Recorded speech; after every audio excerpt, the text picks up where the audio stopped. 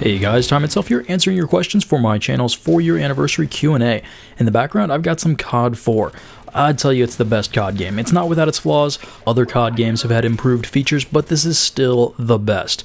Maybe you say it's nostalgia, but after 3 hours of fun, my only complaints are one super laggy shotgunner, everyone else's lag was fine, and this one noob on my team for 6 games in a row with a grand total of 0 kills, and that wasn't until he just started sitting on the bad side of bog, giving the other team the preferable spawn location.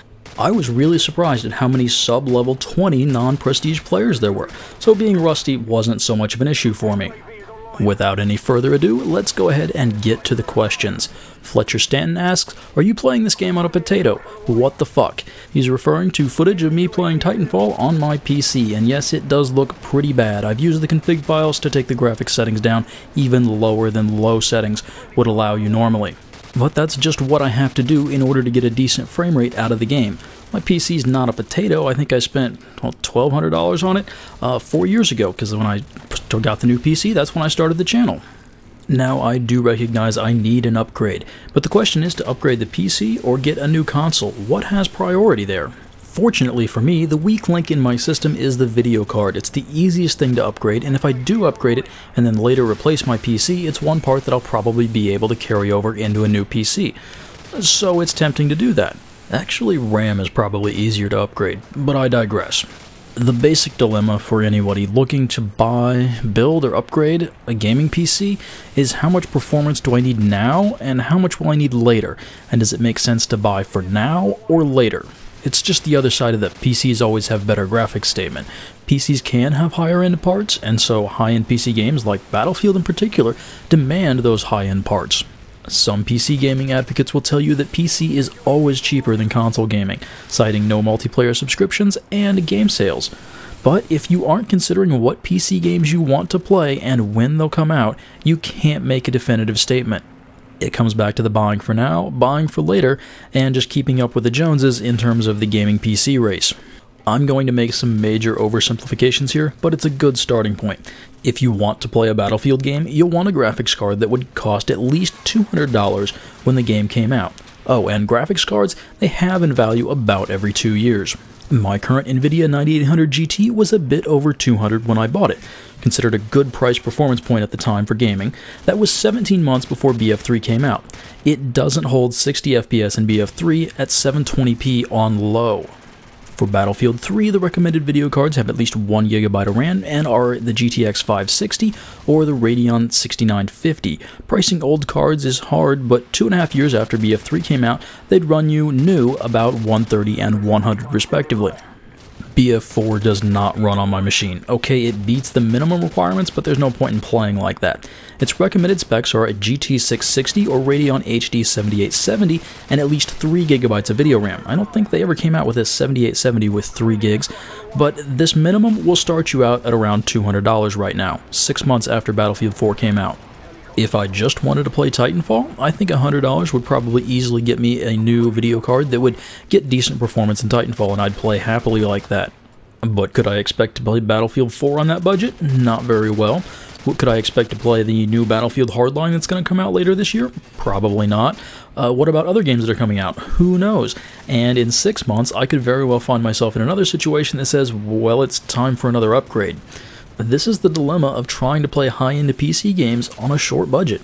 As for why I keep putting this off, I expect to graduate in the next couple months and go from a penny-pinching grad student to a regular full-time employee somewhere, and that obviously changes the arithmetic behind all these decisions. The other issue is that a lot of my friends have not committed to buying or not buying a next-gen console, and I'm kind of waiting to see what they do because I want to play games with them. That's what's important to me. And with that, it's easy to see why console gaming could possibly be cheaper, especially if you want to play the games like Battlefield. If you're playing on a console, they have to make it work for your system. Otherwise, you're going to need to invest in better hardware. My 6 or 7 year old 360 could do with the larger hard drive, but otherwise, it's still chugging along just fine. Salo Augusto Martino asks, what are your thoughts on the Battlefield 4 on its various platforms as a competitive game? We know it exists, as I'm a competitor on the Brazil Battlefield League, but do you see future on it, with Hardline on the way and also on all platforms, because I also play on the 360? Well, I'm going to have to speculate somewhat here, as I've only played on the 360 myself. I'm guessing that's fairly similar to the PS3. I also guess that the PS4 and Xbox One are fairly similar, except they have the nicer graphics, the higher player counts, but they don't get all the nice tools that the PC players do. There are obviously a good number of technical issues and basic features that need to be added before Battlefield can really be a competitive thing. I think the big one that I would address first is that some people manage to start the game before others. That pre-game countdown timer has to be longer. I haven't played an organized match or scrim since the PTFO tournament in Battlefield 3, but as I recall, it was a real pain to get who you wanted on which team and decide when you were ready to start the match. You'd set the server to start the game once it was full, but once it's full, there's no way for individual players or the admins to switch teams, and so you'd have to get everybody on the right team on one team and everybody but one other person on the other team, and then somehow communicate that you were ready for the last person to join the game and start. It's just a horrible system. 360 and PS3 got left behind on the netcode update. They don't have that higher tick rate that makes things smoother and, well, I'm guessing just a whole lot less dying and head-on-head gunfights. It's kind of ridiculous, and well, it's one of the reasons why I can't take Battlefield terribly seriously, because of how often you get mutual kills. But if DICE and EA really want to make Battlefield a major esport competitive title, I think they're going to need to change a whole lot more than just that basic stuff. And where do you even start to address this? I suppose a good place is with the basic level of interest in watching professional or expert level play in video games. I think we can go all the way back to this basic usage of the word competitive, at least in FPS games. In my mind, multiplayer is split into competitive or co-op, which would be player versus player or player versus environment. Just multiplayer. But in FPS games, it seems to generally mean the PvP aspect is split into either competitive or casual / pubs. And I think you can blame the piss-poor matchmaking that's become the standard. Call of Duty, Battlefield, they don't have very good matchmaking. You gotta go back to Halo and games like that to see an FPS with good matchmaking. I mean, I guess you can blame FPSs requiring good connections, and so the developers flatten out the skill curves and say just join based on which connection will have the best, and hopefully that's the best experience, rather than let's try and get you in a game against people roughly your own skill level.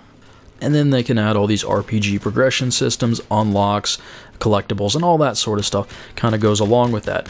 If you want to bring the casual and public players, pickup groups and all that in with the competitive play, I think you have to get rid of that, and Black Ops 2 League play, they did that. You didn't have to unlock all the weapons, it was all available to you right there. What else needs to happen? Well, as a sport, they need to increase the lifespan of a single game to, I'd say, at least 3 years. Right now, you have a franchise that can kind of keep things sustained, but every year there's a new game released, and suddenly all the competitive play has to move on to that one in order for it to be the big title that the developer and publisher are going to support. They can't change a ton of stuff every year, it has to be another game in the same series, but at the same time they have to change enough to make people want to buy the new game. That's how they're making money. And so actually making a new game every year is somewhat at odds with being an esport. In the case of Battlefield, they really need to make it easier to lower the player counts. Not that you couldn't play 32 on 32, but that if you wanted to arrange a large match and a couple people didn't show up, that wouldn't be a major issue, or that you couldn't find a smaller game mode that would be more flexible, right? It's okay if you play 4-on-4 basketball, if you play without a couple people in soccer, you can still make the game work. It's a little different, yeah, but it still works. The thing is, bringing players together from all over the country with different time zones, or even all over the world, to play a video game at a specific time, it's hard. I've done it. And, you know, it's because of the casual nature of it, people sometimes just can't make it. And if that ruins everything, well, that's no good.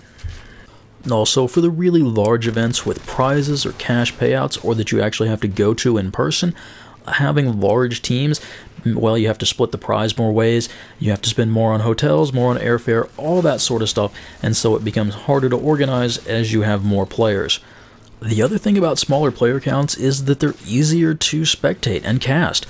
Trying to watch the 32 versus 32 match that Xbox One did in London, the casters tried, but it just was not terribly entertaining. It was hard to follow really what was going on in the game just because there were so many players and so much going on. In fact, I remember a lot of the commentary was, "Oh wow, isn't this amazing? Look at how many people we have in this game." Yeah, it's cool, but you're not actually telling me a whole lot about what's going on. Organized matches in Battlefield can be a lot of fun. I had a great time in the PTFO tournament in Battlefield 3, but I can't ever see esports becoming a major thing for Battlefield. That's just not what the series is set up to do.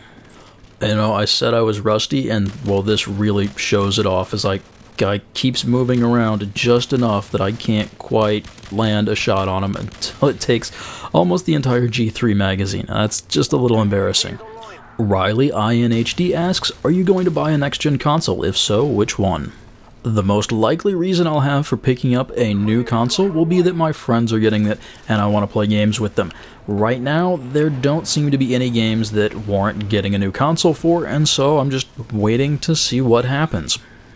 Currently, I think things are leaning a bit towards a PS4 over an Xbox One just because of the advantage in processing power. I think Sony finally removed HDCP on video games. That would have been a nuisance for me as a YouTuber. Recording gameplay would have gotten around it, but just a nuisance. I'm more accustomed to how the Xbox controller feels in my hands. It feels better to me. Mostly I just never used a PlayStation controller. So I would like the Xbox controllers for that reason. I also like the removable batteries. I have a collection of double rechargeable AA's that I use. Works great for me. I don't need the internal battery. That's a nuisance to me.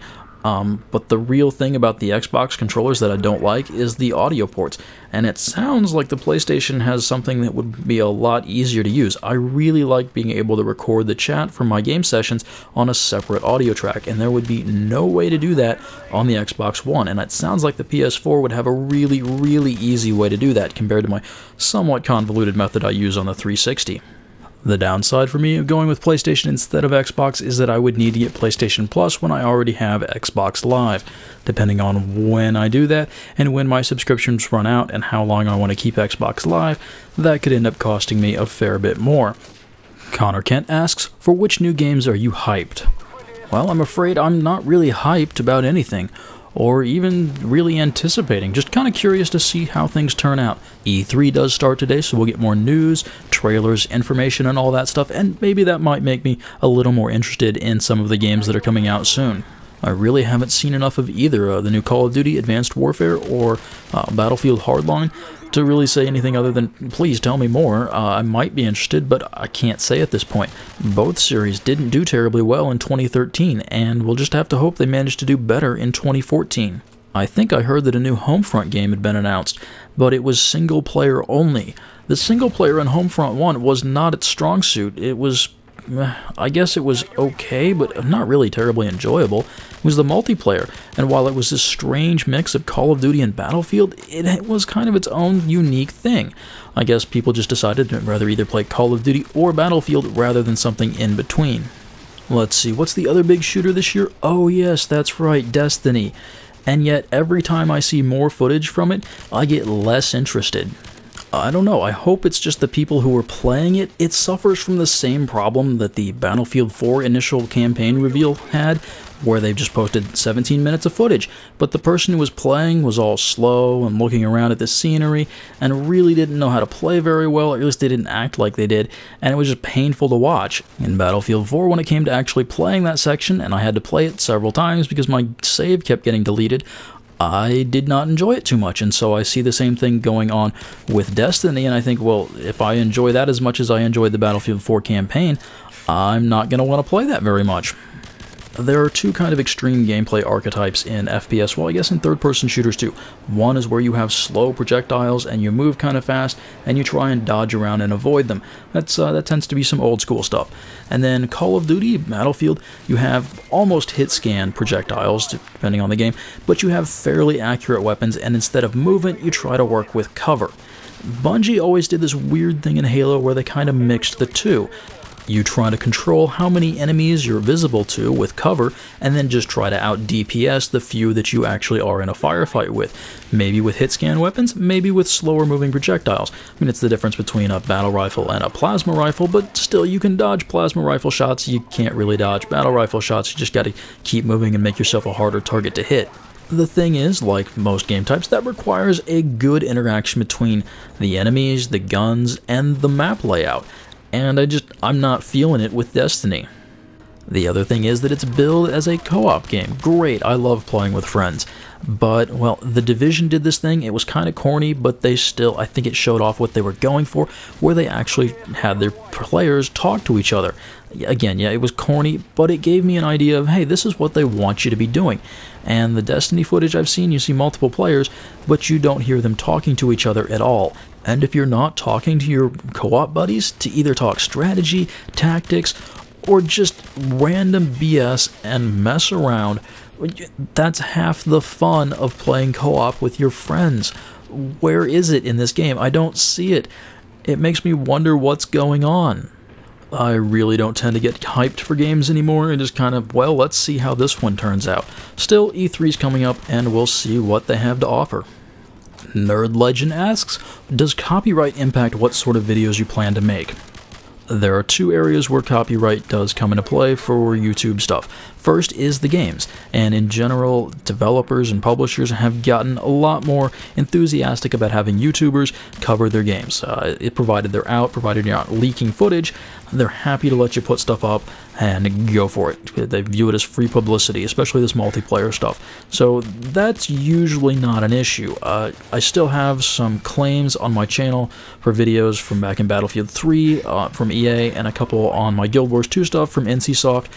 I could deal with it. I think they would take that off and I could monetize the videos, but they're not getting enough views for it to really be worth my time, and so I don't bother with it. The other aspect is music, and since YouTube started scanning the network partners with the Content ID system, that has become more of a concern. I'm going to point out that I'm going to go on a 20 kill streak here, and this is COD 4, so you have a pretty good idea how I'm going to end up dying. I've been in the same place too long, so guess what? There's a grenade at my feet. That's COD 4 for you. If I want to make a video with music in it, I need to make sure I have the appropriate license. If I want to monetize that video, well, YouTube considers that commercial use, and so I need to have the appropriate license for that as well. The easiest way to do that is just to find music that's licensed under the Creative Commons Attribution License, which pretty much just says, let people know whose music this is, who it's by, and link back to it, and say this is the license you're licensing it under, and that's all you have to do. And the artist pretty much says, yeah, use my music as long as you promote me. And so that's what I've been doing. There is always the concern that whoever uploaded the music and said, yes, it's available under this license, didn't actually have the rights to do so. But given how convoluted things can become, there's no other way to do things other than, well, if it sounds too good, it's probably not available under that license. And I have helped point out a couple flagrant violations on the site that I use. One option I've tried is to upload an unlisted video just with the song and see if the YouTube Content ID system grabs onto it. If it does, even if I think that the license is good, I'm not going to bother using that song because I'm probably going to have to wait 30 days after posting it before I can monetize the video, or maybe in some cases it's not even available to all of my subscribers. That's a pain in the butt. It's just stressful to deal with, it's a nuisance, I don't make that much money, but I'd just as soon not have all these strange warning flags popping up on my videos saying that I was doing something wrong when I assume that I'm not. Case in point, the Hearthstone live stream I did had close to an hour of music in it, and a couple months prior to doing the stream, I'd made that playlist and just uploaded it as an unlisted video on YouTube. It went fine and no problems, but when I did the live stream, suddenly it flags one of the songs and it's not available in every country. I just don't want to deal with that.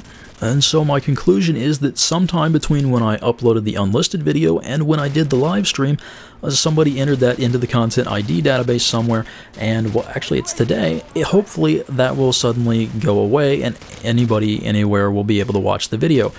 It's a live stream. It didn't take much work to do. It's not going to get many views. It's not going to make me any money. It's just a nuisance to deal with this Content ID stuff.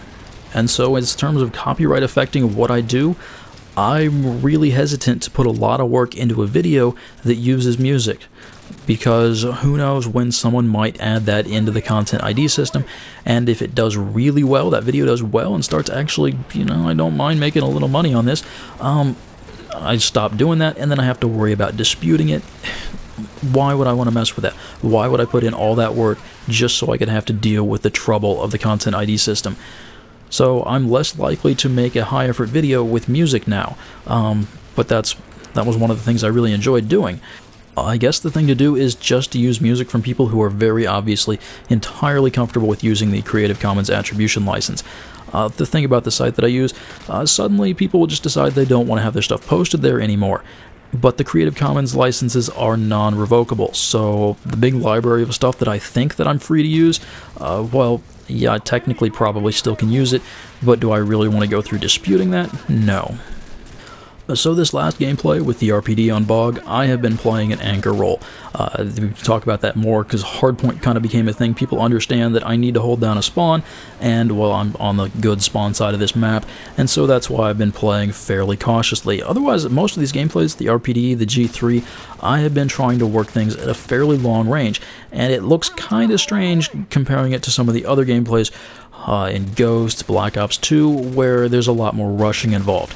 Be a bit more conservative and a bit more of a marksman, but hey, that's why I like COD 4.